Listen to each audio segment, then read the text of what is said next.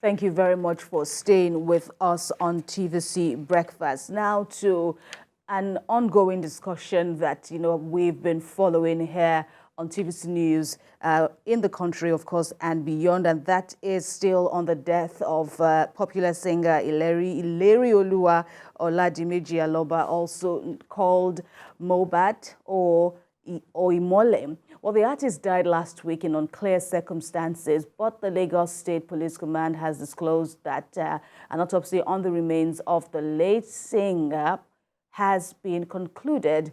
And as we await the outcome of the autopsy result from the authorities, calls for justice get louder for the late singer. Meanwhile, the federal government, in its community engagement role, has assured Nigerians that the singer's death will be investigated and concluded, and that those found culpable will face the law. Well, beyond the death of Mohbad is also the issue of how committed the present administration is to see that Nigerians are involved in the decision-making process on issues that affect them. And these are some of the issues that we will be discussing now as we bring in the senior special assistant to the president on community engagement in the Southwest region, Moremi Ojudu. It's good to have you join us. Of course, she joins us from our Abuja studios. Good morning and welcome. Good morning. It's a pleasure to be here this morning. Right. Of course, we understand that, in the course of your new role, and congratulations on your new role, we really wish you well and pray that you succeed in your mandate. And part of the work that we have seen you do so far has been to also speak to the issues somehow surrounding the death of Mohbad. We understand that you visited his mother. Tell us about the engagement with her and your message over this issue. Okay, on visiting a mom yesterday, and his siblings, his manager, and a couple of his team members were also on ground at his home in Lekki. I was able to have a better discourse with them. And I think the issue stems from a mental health standpoint. My understanding is that he's been going through a number of issues, depressive, highly depressive, and this has affected his production, his productive energy. Unfortunately, he's been looking for a means to communicate to people or to communicate to someone who he can trust and, allay his fears, his concerns, and, all of the things that have been disturbing him. So I've been able to understand that in our new course of work, we need to find better means to engage people, let them know that there is somebody listening, and understand that you may have your issues as a person, but never be afraid to speak up. Always speak up. Silence is not the best. People may always talk. People would always have things to say about your actions. But no matter what you go through, endeavor to speak up. Interesting. I love the advice you're actually giving out there to the youth, because I'm sure this matter really concerns a lot of youth, because of what we're seeing, the procession, the candlelight, and the solidarity they've all expressed, home and abroad. But a lot of people are calling for justice, and they want this to be served. But the question to be asked is, exactly what is justice for the people, or what do you think would be justice, and as people are calling for? On this note, I'm actually imploring all his fans, every concerned supporter of Mohbad, to please allow justice take its full course on this issue. The government has launched a thorough investigation in Mohbad's issue and the issues surrounding his death, And I want everybody to just please allow the legal structure of this country take full course. Because it's not just about emotions, allegations. We need to go through a proper hypothetical, test around this. We need to understand, we need to wait, we need to get all of the findings, investigations, panels, and everything. Yesterday, on visiting the mom, I actually wanted to visit the mom and his wife, but when we got there, his wife had gone to Panti for questioning. So we would want the people out there, his fans, and family to please allow justice take its full course. And we're not relenting, we're not stopping Every day, something being done. Already, his body has been exhumed, and we're already working on the autopsy. I'm sure the autopsy results, as of yesterday, I think it was out, but we'll get more details on that. So let justice take its full course, and we want to let them know that everything it takes, we will ensure that justice is brought to book.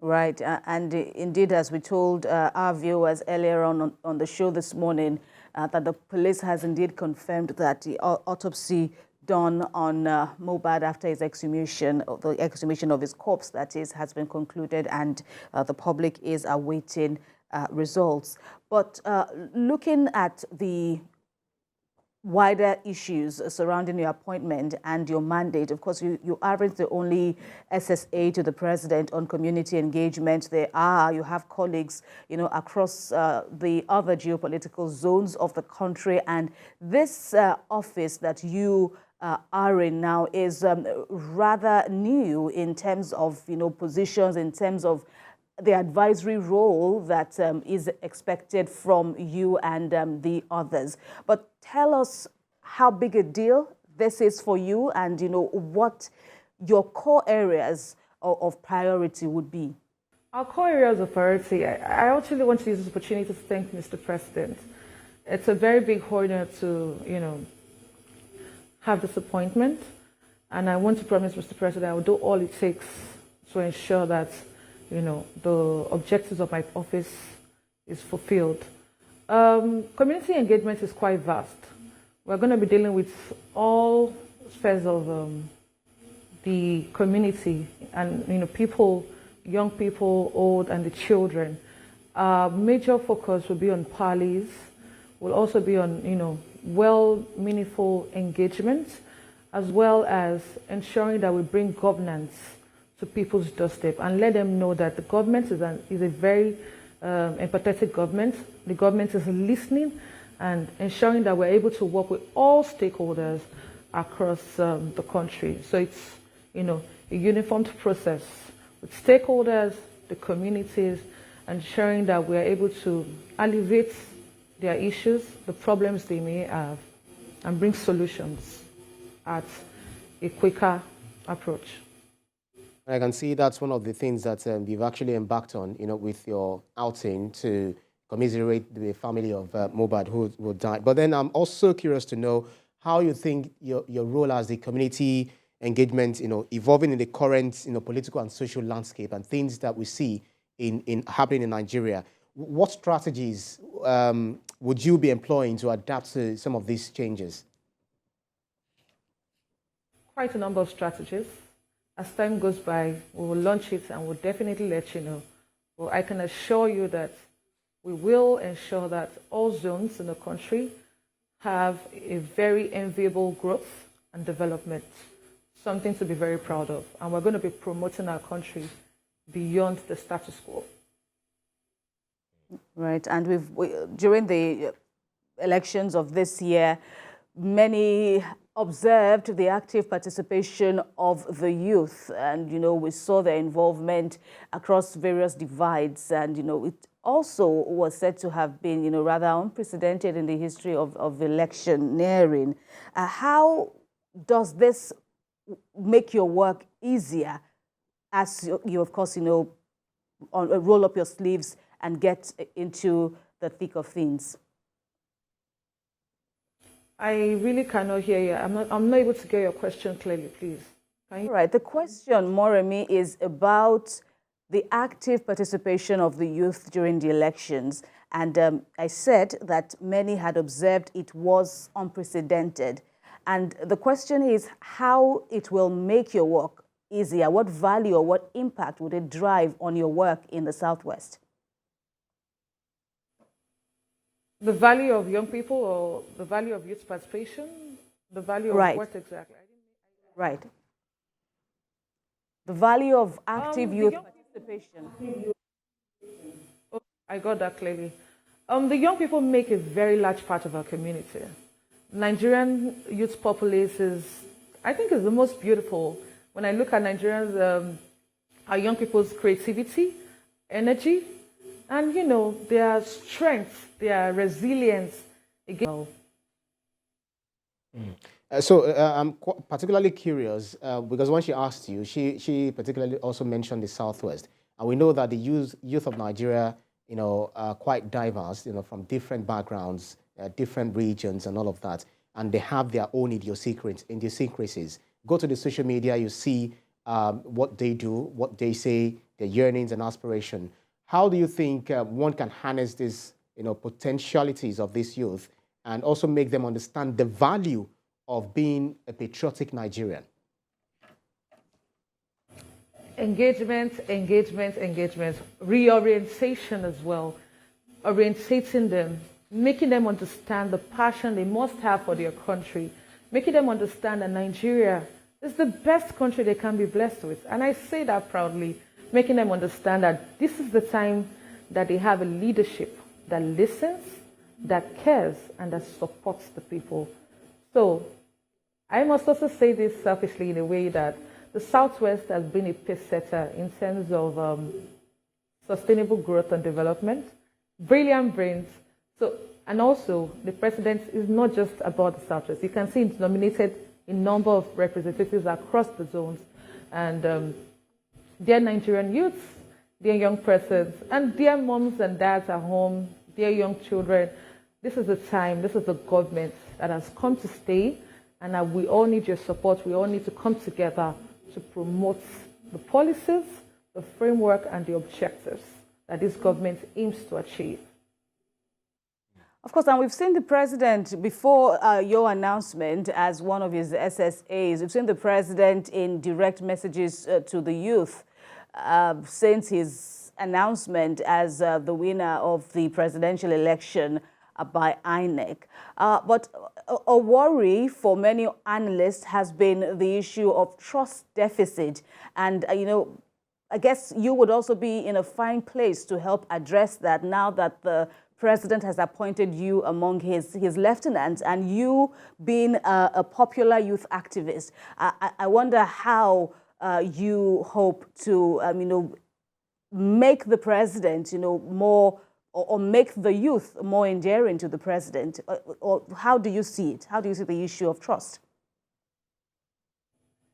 Okay, so my appointment stems from the government's intentionality, particularly the president's intentionality. It stems from a situation where the government was able to look deeply and say, okay, who can we pick? Who best fits for this position to, be able to collaborate effectively and partner effectively across all levels, particularly with a focus of young people. So I must say that I've been one person who has been very vocal in the development space. I've had my voice, heard and seen, and my face seen as well.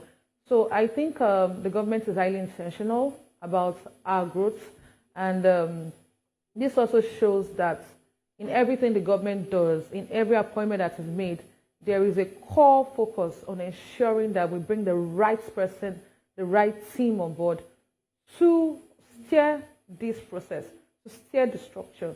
So that simply covers it. That's just all embedding, wherein the government looks at each person and says, okay, where does she fit in? Where does he fit in?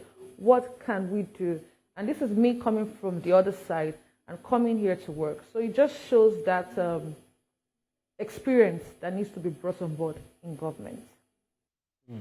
We also know that community engagement, very large community. I'm still very much particular about different areas of it. Part of it is also the issue of security and the insecurity issues that have been bedeviling in our country, Nigeria. Communication for development, because it's also very key for the people to know that their own strata of the layers of what makes Nigeria, they have a role to play. How much of communication do you think we need to get to onboard the people to understand the essence of the president's key agenda for the development of this country? Okay, this is a bit hard because I'm trying to really get you clearly. Sorry about that. Security stems from the community. Security leadership or the security forces should stem from the community. And I think basically this is something we're going to be working on as well. This is also a very, very major issue. I hope I'm able to answer your questions clearly. because, I'm not able to get it clearly. However, I must say that security stems from the community, and we're going to work with all stakeholders on the security issues at the level. Promoting accountability and transparency is also an issue big on the minds of many youth. Of course, we see the youth now asking more questions, putting it to government or putting government on its toes, basically. And you have also, in the past, spoken to government in your days of activism, wearing this particular hat. How do you hope to enhance transparency in the government?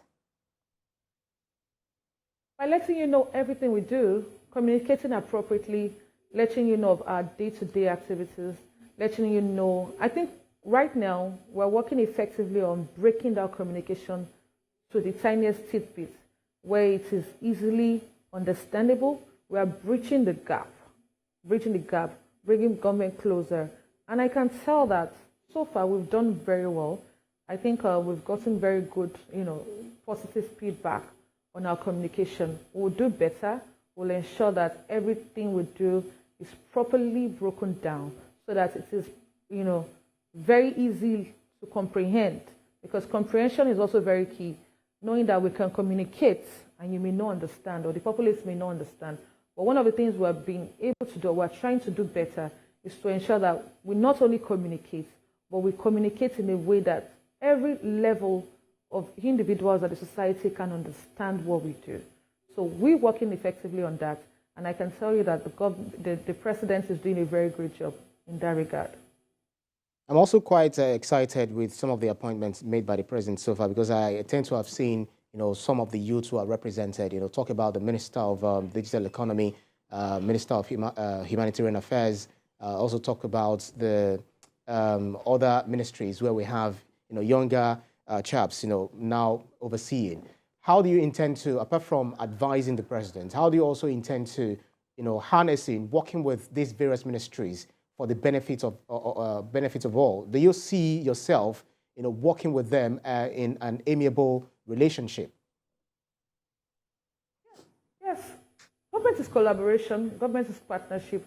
We're going to be working with them across all boards, because this is the time for us to come together and ensure that we work effectively towards a goal. And our basic goal is growth and development, fostering growth, fostering peace, and ensuring that our country is one to be proud of. So we are going to be working together across all ministries. And I tell you, interestingly, that ministers are also working very well. There's a wonderful interpersonal relationship between many of the ministers, and we're all doing everything together to create a fantastic team. It's about teamwork, team play, and, everything will be put to play in best time. Right. And talking about engagement, the president, from day one has been in the news with his resolutions, with actions taken by him. Of course, the issue still continues to be the issue of the fuel subsidy removal. And I'm just, I want to know how that is also fitting into your engagement with, various groups, and not just the youth. I reckon that you will not just be talking with or working with the youth at this times, but in terms of, job generation, unemployment reduction, what is your mandate in this regard, and how do you hope to lessen the worrying numbers? First of all, I sympathize with, the populace and the masses on the effects of the subsidy removal. It's one that everybody feels, be it on this side or the other side. We all feel the pains and groans. But at this time, it's something that just needs to go for us to move forward. And I can tell you and assure everyone out there that we're going to do everything possible to alleviate the pains and the effects of subsidy removal. We're doing everything in our best interest, in everybody's interest, to ensure that the pains are relieved for the masses out there, the older men at the market, the exchange rate, and so much more. And in due course, you would get to see all of this, and you will all be beneficiaries of the plans we have the humanitarian plans we have to ensure that your lives are better. Quite interesting, and I love the points that you actually raised. But I want to take you back in time, a bit of a tie back to an open letter you wrote to the former president, Muhammadu Buhari, appealing to him. And I quote, you said that the truth of the matter, sir, is that never have we witnessed on this scale the excruciating pains and feelings of hopelessness now pervasive. Not even the hardship of the Second Republic comes any close. This is you, expressing your worries about the situation of the country back then. Now you are in an administration that has promised Nigeria a renewed hope agenda. We're coming to Nigeria with the renewed hope agenda. How do you feel now getting in the fray and seeing yourself, being a participant in driving Nigeria to let me say, a promised land? Nigerian, and whatever happens in my country makes me concerned and makes me an automatic stakeholder. Now, I've been on this side where I've led protests, I've written open letters, and I've been able to explain and express myself, which is a civil right of every Nigerian, be it young or old. Now I've been called to do it. So this has opened my own mindset. I have a broader perspective to how things work. And I can say that for me, it's a wake-up call to understand. Apart from understanding, to do my own groundwork, then understand and find solutions. In finding solutions, you need to collaborate. You need to reach out to people. You need to partner. You need to, find the ways to get the solutions. So I can assure you that for me and Mr. President, who has been able to discover my talent, this is an opportunity for us to serve.